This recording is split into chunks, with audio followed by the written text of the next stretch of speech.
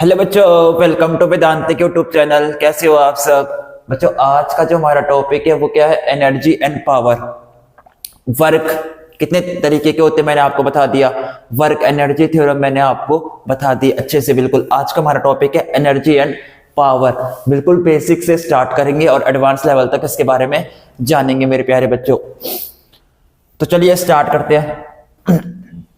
सबसे पहले हम ओवरव्यू देखते हैं कि आज हम पढ़ेंगे क्या क्या। तो एनर्जी के बारे में देखेंगे, एनर्जी होती क्या है। दूसरी चीज कि एनर्जी के कितने टाइप्स होते हैं, काइनेटिक एनर्जी, पोटेंशियल एनर्जी। फिर तीसरा सबसे इंपॉर्टेंट चीज पढ़ेंगे, law of conservation of energy. जैसे law of conservation of momentum पढ़ा था, वैसे law of conservation of energy भी पढ़ेंगे। एंड नेक्स्ट लास्ट टॉपिक हमारा क्या होगा? पावर। ठीक है भाई, तो चलो इसको स्टार्ट करते हैं बच्चों। स्टार्ट करने से पहले ये देखो, एनर्जी के बारे में सब कुछ पता है कि क्या चीज होती है energy.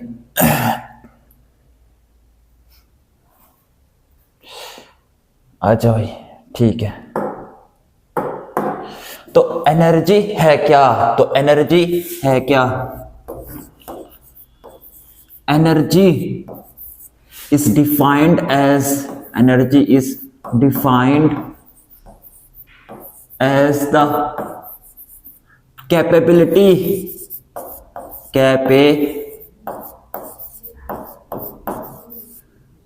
of a body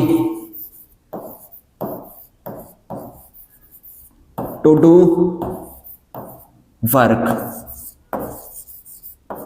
energy simple भाषा में कहे हम, एनर्जी क्या है? किसी आदमी की या किसी भी बॉडी की या किसी भी ऑब्जेक्ट की वो कैपेबिलिटी है, वो क्षमता है कि वो कार्य कर सकता है, वर्क कर सकता है।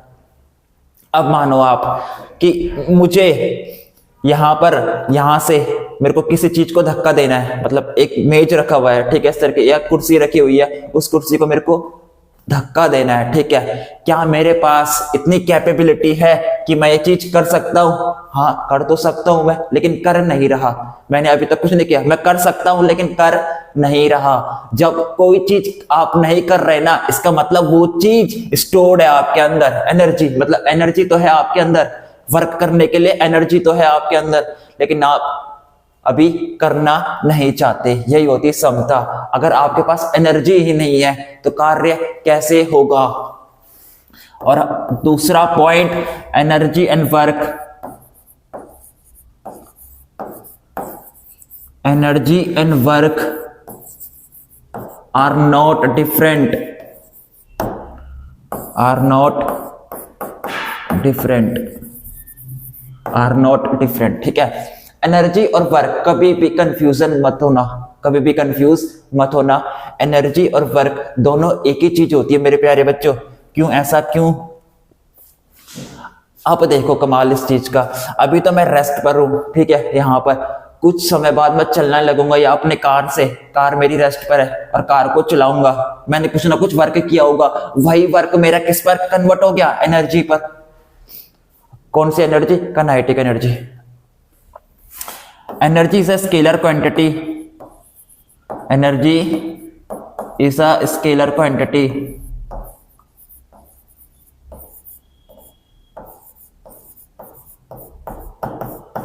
Same as work.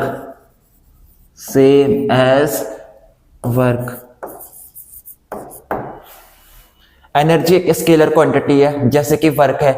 वर्क को हम किस में मेजर करते थे? जूल में। एनर्जी को किस में मेजर करेंगे? जूल में। दोनों दोनों भाई भाई है, ठीक है। ऐसा unit of energy is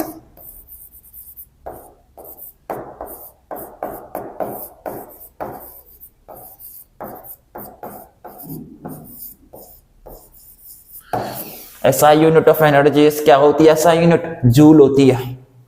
CGS unit क्या होती है? सीजीएस यूनिट इसकी क्या होती है? अर्ग, ठीक है। तो CGS unit of energy is अर्ग, ठीक है मेरे प्यारे बच्चों, ठीक है। अब एक रिलेशनशिप होती है अर्क और जूल के बीच पर, वो क्या होती है कि 1 जूल 10⁷ अर्क। ठीक है,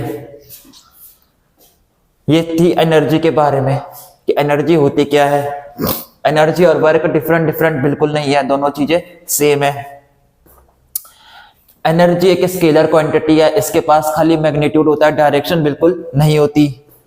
एनर्जी को नापते किस में, मेजर किस में करते हैं, जूल पे। ठीक है, अच्छा अगर आपके पास सीजीएस यूनिट दे दी जाए, मतलब आपको, तो उसको कन्वर्ट कैसे करें जूल पर, तो relationship 1 joule is equals to 10⁷ erg. अब ये तो था एनर्जी के बारे में। ठीक है, अब एनर्जी की डिफरेंट टाइप्स की होती है। सबसे पहले काइनेटिक एनर्जी क्या होती है, सबसे पहले हम पढ़ेंगे कि काइनेटिक एनर्जी क्या होती है। तो kinetic energy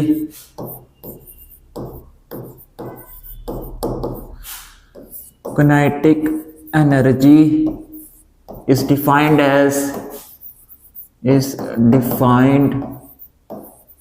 as the virtue of its motion of a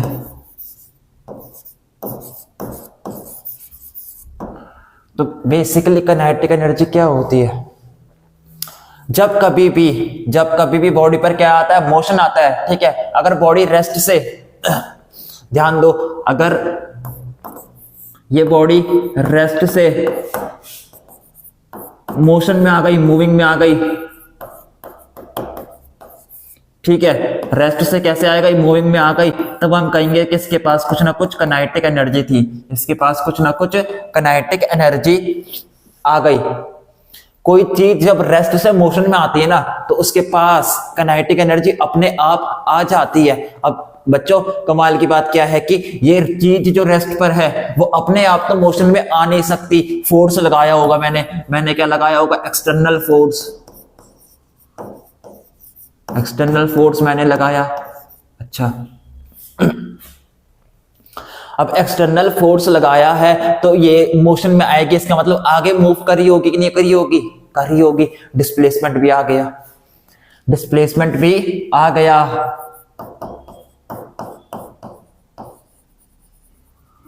अब सोचने वाली बात है, फोर्स लगाया, डिस्प्लेसमेंट आ गया, क्या वर्क नहीं आएगा? बिल्कुल आएगा।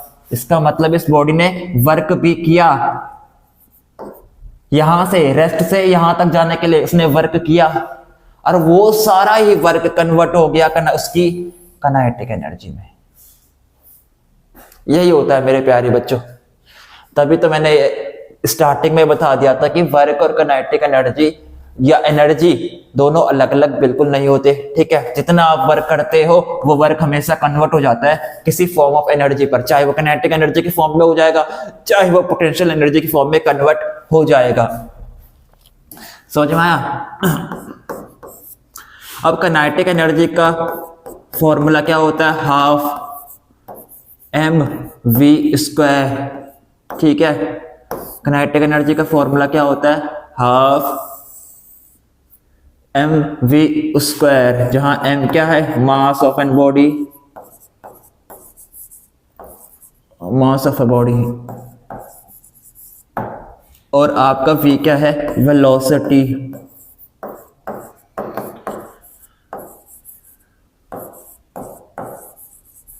ठीक है, तो ये आता है kinetic energy is equal to ½ mv²। ठीक है मेरे प्यारे बच्चों, नेक्स्ट चीज देखो, अगर कोई चीज मूविंग में है, उसके पास काइनेटिक एनर्जी है, लेकिन फिर कुछ देर चलने के बाद उसने अपनी वेलोसिटी चेंज करी, तब काइनेटिक एनर्जी का formula ½ mv² minus ku², ½ mv² minus ku², और ये काइनेटिक एनर्जी होता है change in kinetic energy, change in kinetic energy, ठीक है, आगे लगाओ डेल, डेल के ई, चेंज इन काइनेटिक एनर्जी, उसकी काइनेटिक एनर्जी में कितना चेंज आया, ठीक है। अब सोचो इस चीज को कि मान लो कि आप जा रहे हो 50 किलोमीटर या 50 मीटर पर सेकंड की रफ्तार से आपकी कार जा रही है, ठीक है। अब आपने जब अपनी स्पीड बढ़ाई, कुछ समय बाद आपने 70 मीटर पर सेकंड की रफ्तार बढ़ाई, क्या ये अपने आप बढ़ी होगी कि 50 थी पहले चल रही बढ़िया, आपने कुछ नहीं किया, एक्सटर्नल कुछ फोर्स वगैरह कुछ लगा नहीं, अपने आप 70 मीटर पर सेकंड हो गई? क्या ऐसा हो सकता है? अपने आप तो कुछ नहीं हो सकता यार, अपने आप कुछ नहीं हो सकता। आपने कुछ ना कुछ फोर्स लगाया होगा। आपने एक्सेलरेशन पर क्या किया, अपना पैर एक्सेलरेट किया, मतलब अपना पैर एक्सेलरेशन पर दबाया, फोर्स लगाया कि नहीं लगाया? लगाया। अरे यार, जब कभी भी फोर्स लगाया इसका मतलब आपने इस दौरान कुछ ना कुछ वर्क किया। 50 से 70 के बीच पर जाने पर आपने कुछ ना कुछ वर्क किया। अरे वही वर्क तो है आपका चेंज इन काइनेटिक एनर्जी पे कन्वर्ट हो गया। अब वो वर्क किसके इक्वल है? Change in kinetic energy. नहीं आई बात समझ में? वर्क एनर्जी थ्योरम यही तो कहती है सिस्टम पर total work change in kinetic energy के इक्वल होता है। लो प्रूफ भी कर दिया। तो भाई जिसने वर्क एनर्जी थ्योरम का वीडियो नहीं देखी वो सबसे पहले वीडियो देख के आओ, ठीक है, यूट्यूब पर वेदांतिक चैनल पर, इसी पर, ठीक है बच्चों। अब समझ में आया कि 50 से 70 आपने स्पीड बढ़ाई तो आपने उस दौरान कुछ ना कुछ वर्क किया। वही वर्क किसके इक्वल है? Change in kinetic energy. कि आपकी फाइनल काइनेटिक एनर्जी क्या होगा इस केस में? फाइनल। और ये आपकी इनिशियल से फाइनल जाने पर आपने कुछ ना कुछ वर्क किया होगा, वो वर्क इसमें कन्वर्ट हो गया चेंज इन काइनेटिक एनर्जी पर। यही तो मैं इतनी देर से आपको समझा रहा हूं, ठीक है, समझ में आया? ये होता है अगर आपके पास बहुत सारे पार्टिकल्स है, आपके पास बहुत सारे पार्टिकल्स है, तब कैसे निकालते हैं? तब काइनेटिक एनर्जी कैसे निकालोगे आप? काइनेटिक एनर्जी निकालोगे, समीशन लेना है बस, 1 से n तक जोड़ते जाओ, हाफ, ठीक है, mi vi का स्क्वायर, मेरे प्यारे बच्चों, ठीक है। If system has n number of particle, if system has n number of particles, ठीक है। अगर सिस्टम के पास कितने n नंबर ऑफ पार्टिकल्स है तब उसकी काइनेटिक एनर्जी लिखना हो तो कैसे लिखेंगे? इस तरीके से लिख सकते हैं बच्चों। अब ध्यान दो इस चीज को, काइनेटिक एनर्जी का फॉर्मूला क्या होता है? अब आपने mv², ठीक है, एंड मोमेंटम क्या होता है? mv होता है कि नहीं होता? काइनेटिक एनर्जी क्या होता है? हाफ mv², एक v और आ गया और उस v को डिवाइड कर दिया 2 से, बाकी as it is same momentum की तरह। क्या काइनेटिक एनर्जी और मोमेंटम के बीच में रिलेशनशिप हो सकती है? बिल्कुल हो सकती है, फॉर्मूला मैच खाता है ना।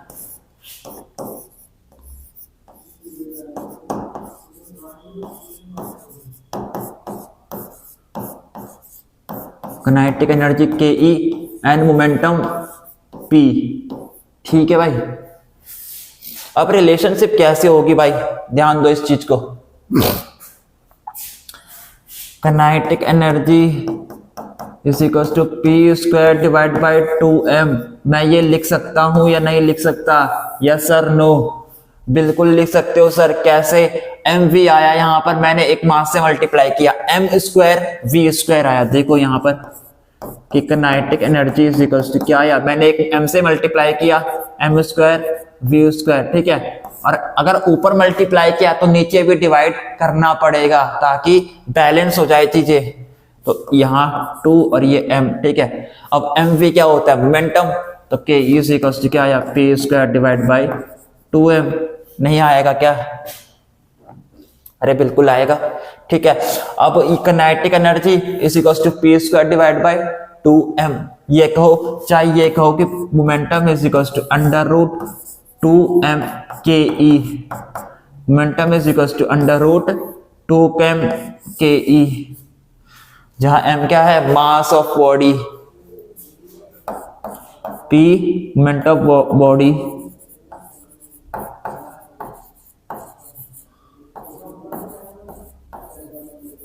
ठीक है, p मोमेंटम है, k काइनेटिक एनर्जी है,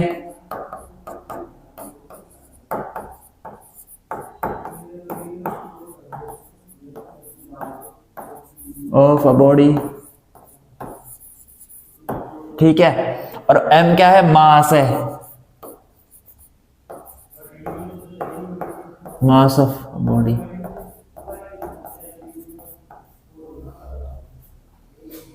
समझ में आया? ठीक है भाई, अच्छा इतना चीज हो गया बच्चों। ये थी सारी कहानी किसकी, काइनेटिक एनर्जी के बारे में। आपको काइनेटिक एनर्जी का फॉर्मूला पता चल गया, आपको काइनेटिक एनर्जी क्या होती है ये पता चल गया, आपको काइनेटिक एनर्जी और वर्क के बीच में चीजें पता चल गई कि क्या चीज कैसे चीजें हो रही है जी। जब कभी भी आप वर्क करोगे वो सारा वर्क किस में कन्वर्ट होगा, किसी न किसी एनर्जी में कन्वर्ट हो जाएगा। अब वो काइनेटिक है या पोटेंशियल है, पोटेंशियल अभी मैंने बताया नहीं है तो अभी पता चलेगा, ठीक है। तो चलो पोटेंशियल एनर्जी पर चलो, अब देखो पोटेंशियल एनर्जी। पोटेंशियल एनर्जी कैसे आती है? पोटेंशियल एनर्जी आती है सबसे पहले आप किस तरीके से आती है कि चेंज इन कॉन्फ़िगरेशन,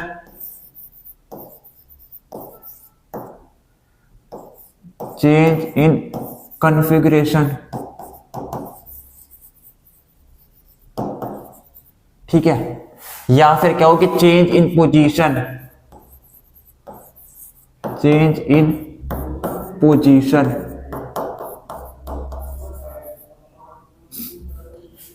जब कभी भी ना आपको पोटेंशियल एनर्जी का चाहिए या पोटेंशियल एनर्जी का पता लगाना हो तो सबसे पहले आपको क्या पता होना चाहिए, रेफरेंस पॉइंट,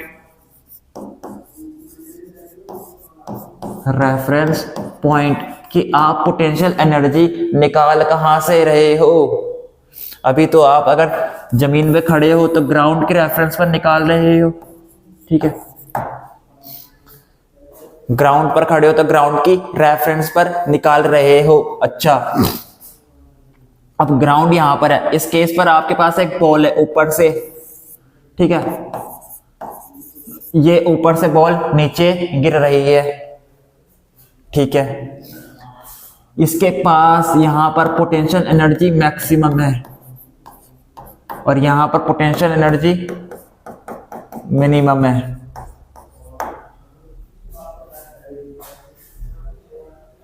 यहां पर उसमें काइनेटिक एनर्जी क्या होगी, मैक्सिमम इस केस पर, और यहां पर काइनेटिक एनर्जी क्या होगी, मिनिमम, ठीक है। बॉल जब ऊपर से नीचे गिरती है तो उसकी पोजीशन पर चेंज आता है कि नहीं आता, और जब कभी पोजीशन पर चेंज आएगा हम किसको इंट्रोड्यूस करेंगे, पोटेंशियल एनर्जी को इंट्रोड्यूस करेंगे। बॉल के पास कुछ ना कुछ हाइट थी, ये एच हाइट है ना, तो बेसिकली जो पोटेंशियल एनर्जी होती है ना हाइट पर डिपेंड करती है यार। अब अगर यहां पर आप चिपक गए, मतलब ग्राउंड से आ गए, रेफरेंस किसकी है, ग्राउंड के नीचे जाओगे तो नेगेटिव पोटेंशियल एनर्जी, ग्राउंड के ऊपर जाओगे तो पॉजिटिव, और आपने रेफरेंस किसे लेकर रखा है, ग्राउंड को। नहीं आई बात समझ में? ग्राउंड की पोटेंशियल एनर्जी हम एज्यूम करते हैं क्या, 0, ठीक है। मैंने पहले कहा था कि पोटेंशियल एनर्जी जब भी मेजर करोगे तो आपको रेफरेंस पॉइंट चाहिए होता है, और पोटेंशियल एनर्जी का फॉर्मूला क्या है, U is equals to minus k, ठीक है। अब रेफरेंस पॉइंट चाहिए, अभी इस केस पर हम ग्राउंड लेते हैं और इन्फिनिटी, अगर रेफरेंस पॉइंट आपने इन्फिनिटी लिया है और आ रहे हो R डिस्टेंस तक, मतलब इन्फिनिटी में कोई चीज रखी हुई थी, इन्फिनिटी में कोई चीज, यहां मान लो इस चीज को, ये बॉल है, ये इन्फिनिटी में रखी हुई है, ठीक है।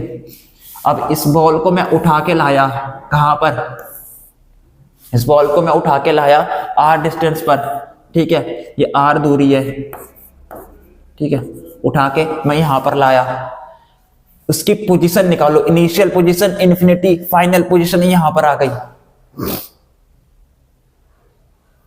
इन्फिनिटी पर, तो मैंने माना कि पोटेंशियल जो इन्फिनिटी पर होगा वो क्या होगा, जीरो। अरे यार नहीं आई बात समझते, तो इन्फिनिटी से आर गया एफ डॉट डी आर, और यही क्या होता है आपका वर्क। इन्फिनिटी से गया आर डिस्टेंस तक, जहां तक आपको पोटेंशियल एनर्जी निकालनी है। नहीं आई बात समझ में, नहीं आई। इन्फिनिटी में मान लो कोई भी चीज इन्फिनिटी में है, उसको उठा के मैं यहाँ आर यहाँ ला रहा हूँ, कहीं पर आर डिस्टेंस की दूरी पर है, वहां तक मैं उसको उठा के ला रहा हूं, तो उसकी पोजीशन पर चेंज आया कि नहीं आया, आया यार। इन्फिनिटी में थी वो यहाँ आ गई, इतना पास आ गई। इन्फिनिटी तो बहुत दूर होता है, यहाँ पर आ गई। उसकी कॉन्फ़िगरेशन चेंज हुई कि नहीं हुई, हुई। तो वही तो मैं बता रहा हूं। तो अगर जब कभी भी पोजीशन चेंज होती है, कॉन्फ़िगरेशन चेंज होती है किसी भी बॉडी की, तो वहां पर पोटेंशियल एनर्जी क्रिएट होती है। अब देखो बॉल को मैं इन्फिनिटी से यहां लाऊंगा, इसको बॉल को उठा के यहां लाऊंगा, तो क्या मैं वर्क नहीं करूंगा? मैं बिना फोर्स लगाए बॉल को ले जाऊंगा क्या? नहीं ला सकता ना बिना फोर्स लगाए। तो मैंने फोर्स लगाया होगा बॉल पर, और फिर उसको इस पॉइंट पर लाया होगा, मैंने कुछ ना कुछ वर्क किया होगा, तो वही वर्क तो कन्वर्ट हो गया पोटेंशियल एनर्जी पर। हाँ वही वर्क तो कन्वर्ट हो गया। ठीक है भाई। अब पोटेंशियल एनर्जी अगर हम ग्राउंड के रिस्पेक्ट में नापते हैं, तो पोटेंशियल एनर्जी आती है आपके पास mgh। ठीक है, अगर आप ग्राउंड के रिस्पेक्ट पर नापते हो, पोटेंशियल एनर्जी को रेफरेंस पॉइंट ग्राउंड ले रखा है, तो आपके पास क्या आती है, mgh। ठीक है, h क्या है, हाइट। h क्या है, हाइट।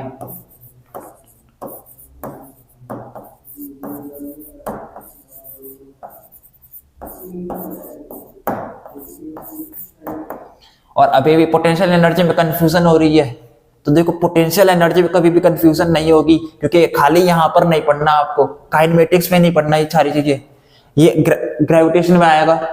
अच्छा जी, ये कहाँ आएगा, इलेक्ट्रोस्टैटिक्स में भी आएगा, तब आप चीजें समझ में आएगी कि कैसी चीजें हो रही है। बिल्कुल ठीक है, तो घबराने की बात बिल्कुल नहीं है, स्टार्टिंग फेज से। ठीक है, अगर आपको समझ नहीं आ रहा तो आप ये समझो कि जब कभी भी हाइट आएगी तो पोटेंशियल एनर्जी आएगी, सिंपल।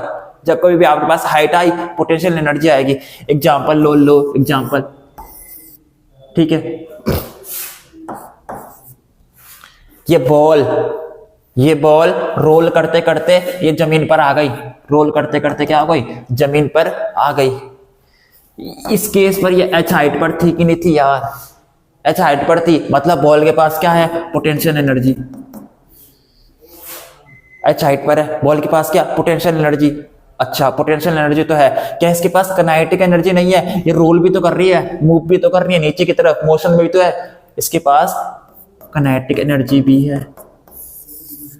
तो यही तो ढूंढना आपको क्वेश्चन में, यही तो ढूंढना है। अब ध्यान दो, इस केस पर जो उसके पास पोटेंशियल एनर्जी थी, इस केस पर उसने अब फिर यहां से यहां पर आया। ठीक है, यहां इस रोल करते हुए यहां पर आया, उसने कुछ अपने पोटेंशियल एनर्जी क्या करी, लॉस करी, क्योंकि उसकी हाइट तो लॉस हुई, अब वो पोटेंशियल एनर्जी लॉस हुई, तो इसने क्या की, पोटेंशियल एनर्जी लॉस करी, लॉस। ठीक है, अब हमें तो पोटेंशियल एनर्जी लॉस करी, तो अगर कोई चीज लॉस होती है, किसी को लॉस होता है, तो किसी को गेन जरूर होगा।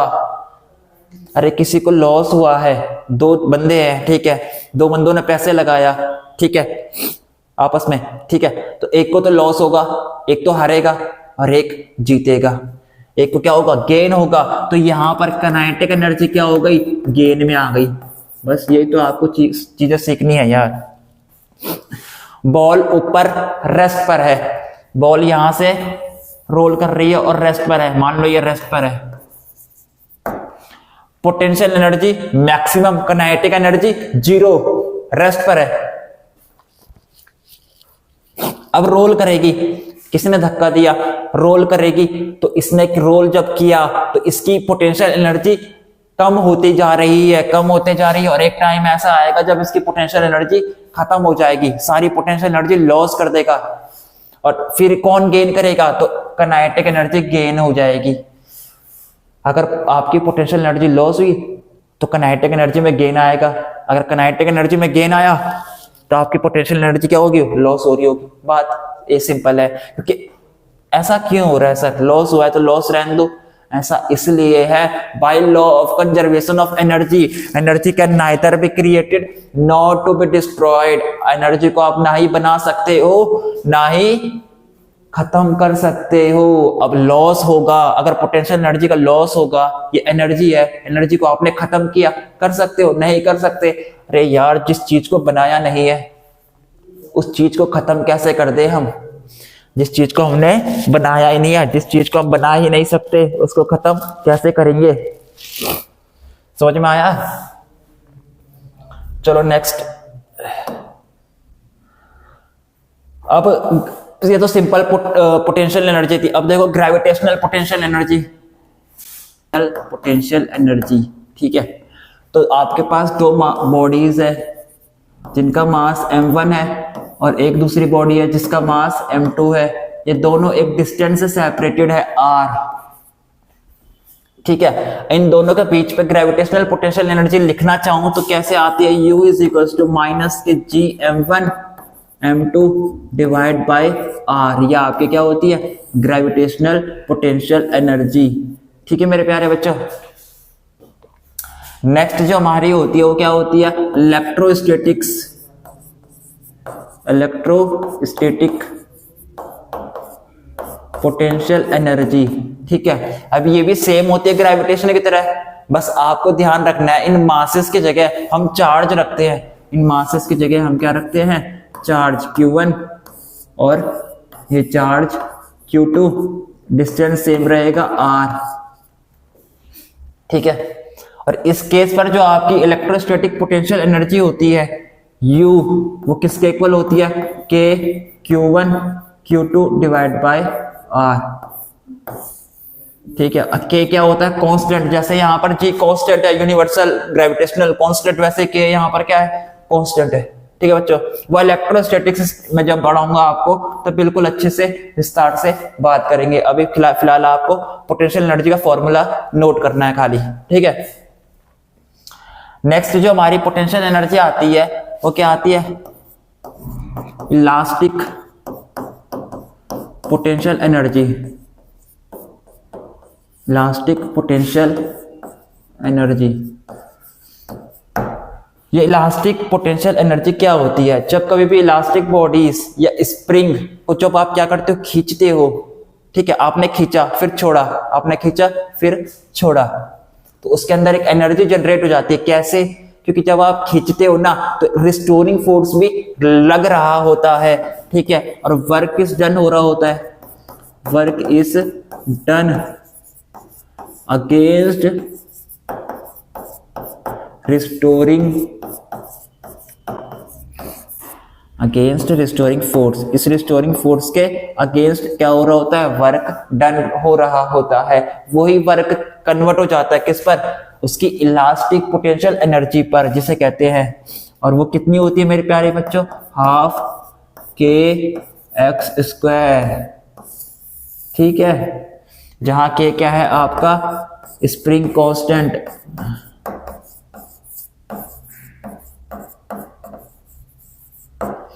ठीक है। और यहां पर x क्या है आपका, डिस्प्लेसमेंट,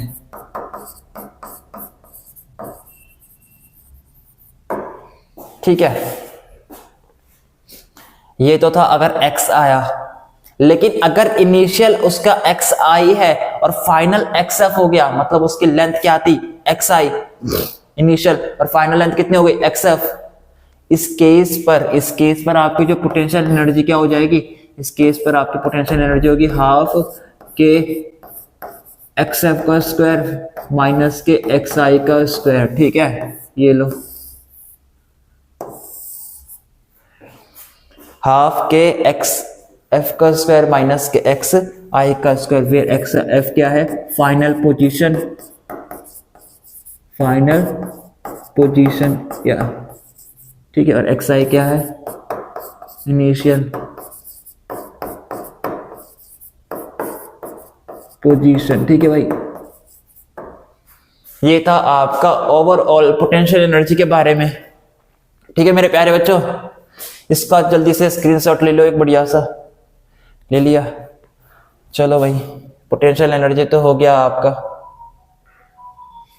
अब सबसे इंपॉर्टेंट चीज हम पढ़ते हैं, क्या? Law of conservation of energy. Law of conservation of energy क्या कहती है? Energy can neither be created nor to be destroyed. Energy can neither be created, energy can neither be created, neither be created nor to be destroyed, nor to be destroyed.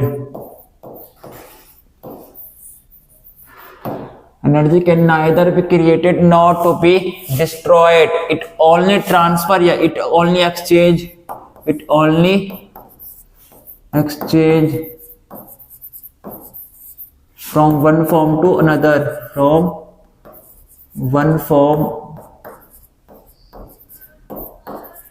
to another। ठीक है बच्चों, energy को ना ही हम बना सकते हैं ना ही हम खत्म कर सकते हैं। ठीक है, इसका मतलब क्या है? इसका मतलब क्या है कि काइनेटिक एनर्जी प्लस का potential energy is equals to क्या होता है? आपका total energy.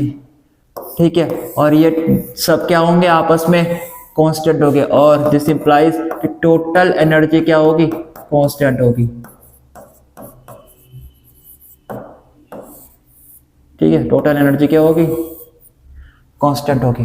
Total energy constant का मतलब ये है बच्चों कि अगर आपने एनर्जी दी किसी सिस्टम पर, ठीक है, तो बिफोर अगर कोई चीज हैपन होती है, ठीक है, तो सिस्टम की एनर्जी क्या होगी? कंजर्व होगी। सिस्टम की एनर्जी कंजर्व होगी, मतलब कुछ अगर इस पॉइंट पर पार्टिकल की एनर्जी ये थी तो वहां जाएगा तो उस पॉइंट पर भी पार्टिकल की एनर्जी, टोटल एनर्जी उतनी ही होगी। ठीक है, अब ये केस है कि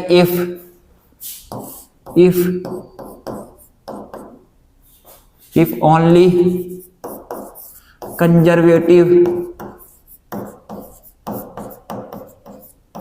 forces are present in the system,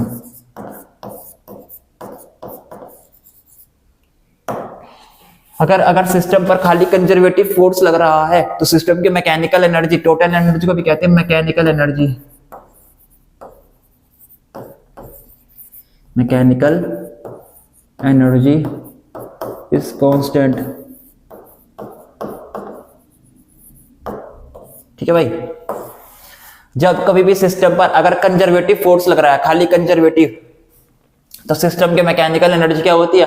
conserve होती है। Conservative forces, non conservative forces, मैंने आप एक लेक्चर वीडियो बनाया है आपको 20-25 मिनट्स का, जिसने नहीं देखा तो पहले उसको देख लो, तभी अच्छे से चीजें समझ में आएगी। अब जरूरी नहीं है अगर नॉन कंजर्वेटिव फोर्सेस भी लग रहे हैं सिस्टम पर, लेकिन if second case, if work done by all non-conservative forces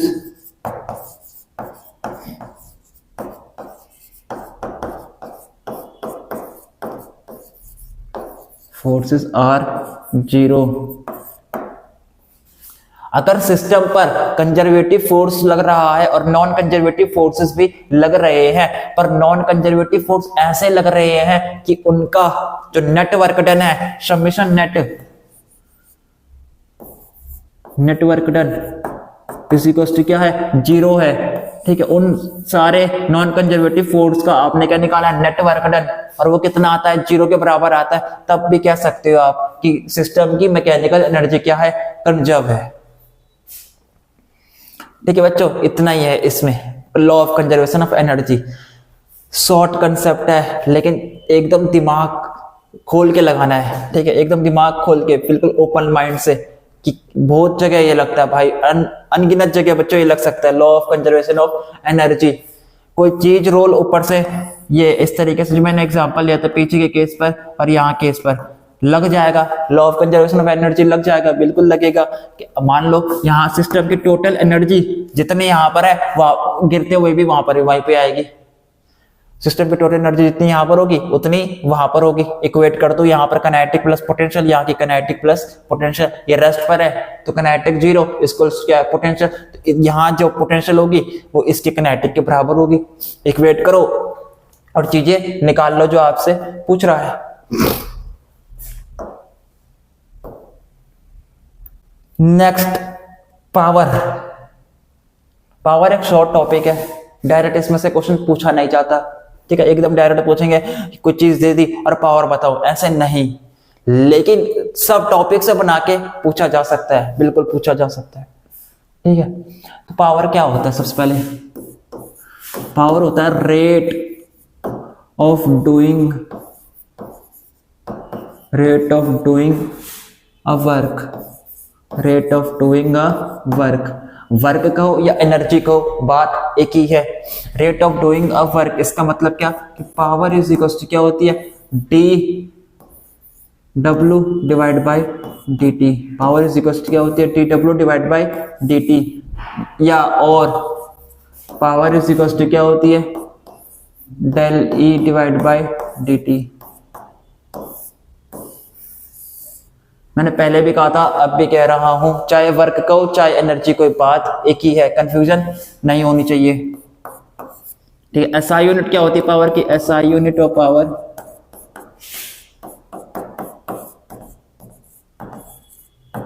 what, ठीक है।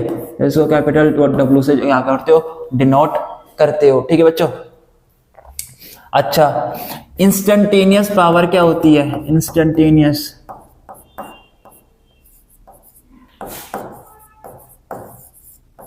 इंस्टेंटेनियस पावर क्या होती है, ठीक है। इंस्टेंटेनियस पावर मतलब P instant is equal to किसके इक्वल आएगा, डी डब्ल्यू डिवाइड बाई डी टी, ठीक है। इंस्टेंटेनियस पावर ये एवरेज है, ठीक है, ये एवरेज है। इंस्टेंटेनियस पावर का मतलब हम छोटे से टाइम के लिए निकाल रहे हैं, बहुत छोटे से टाइम इंटरवल के लिए हम निकाल रहे हैं, ठीक है। अब बच्चों एक चीज और देखो, जो power instantaneous is equal to d डब्ल्यू डिवाइड बाई डी टी है। अच्छा, छोटा सा वर्क क्या हो, छोटा से वर्क को मैं कैसे लिख सकता हूं बच्चों, फोर्स डॉट छोटा सा डिस्प्लेसमेंट लिख सकता हूं, नहीं लिख सकता?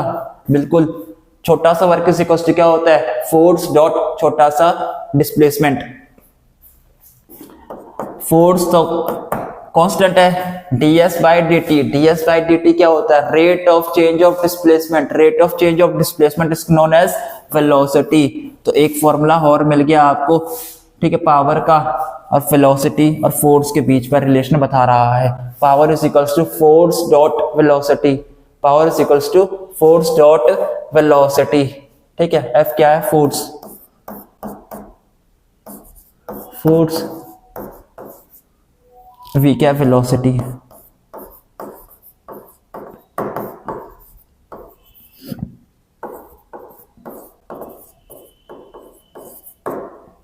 ये क्या है, force, force on an object.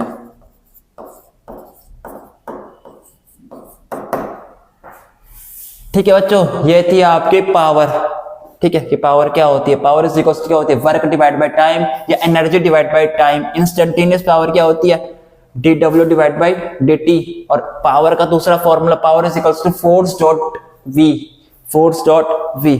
तो बच्चों आज के वीडियो यहीं पे हम क्या करते हैं, एंड करते हैं। अगर आपको वीडियो पसंद आई हो, ठीक है, आपको लगा कंटेंट अच्छा है, ठीक है, मतलब चीजें समझ में आ रही है, बिल्कुल आसान चीजें, ठीक है, समझ में आ रही है, तो वीडियो को लाइक करो, शेयर करो अपने दोस्तों को, ठीक है, ताकि उन्हें भी चीजें समझ आ सके। और आप अगर चैनल पर पहली बार विजिट कर रहे हो ना, तो चैनल को सब्सक्राइब कर लो, क्योंकि आगे बहुत सारी नई नई चीजें आने वाली है प्यारे बच्चों, ठीक है। तब तक के लिए keep practice, keep learning. Thank you.